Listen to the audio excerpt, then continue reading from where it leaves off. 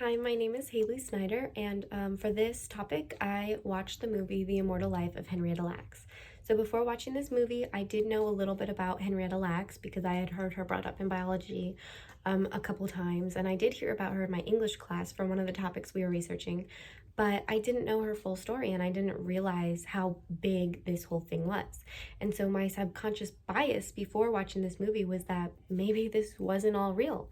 Maybe some of it was an over exaggeration, or maybe they did get consent along the way, because I just couldn't believe that a hospital would do something like this, that they would take somebody's cells without their consent in a place that you're supposed to be treated and taken care of and feel safe. I just couldn't believe that this would be real.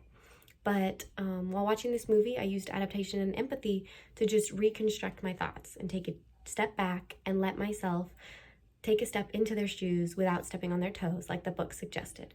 I wanted to act like I was a part of this family and believe that this was me experiencing this with them. And I wanted to validate their experiences without letting my own judgments cross and cloud my thoughts of this, so that I could just hear the full story without any other negative thoughts coming through.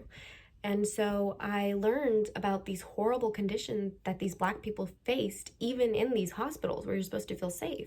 And I learned what it was like for Henrietta's family to be completely in the dark about her and her cells and their sister, Elsie, and how horrible it must have been for them.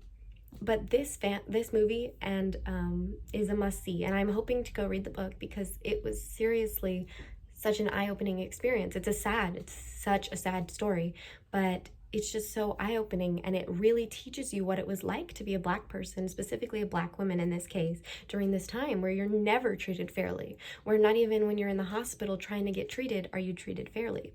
And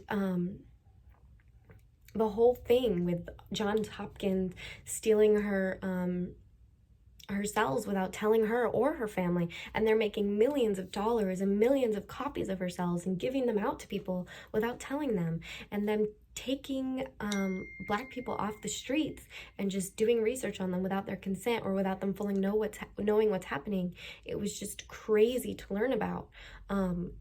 But this information will help me be more culturally competent in the future, because I will know that people aren't exaggerating. People aren't lying to others about their experiences. Other people from other races have all experienced totally different things throughout history because of how people have viewed them. And everybody's lives have been different. And so I will be prepared to see what people have gone through without letting anything cloud my judgment, and with believing them wholeheartedly.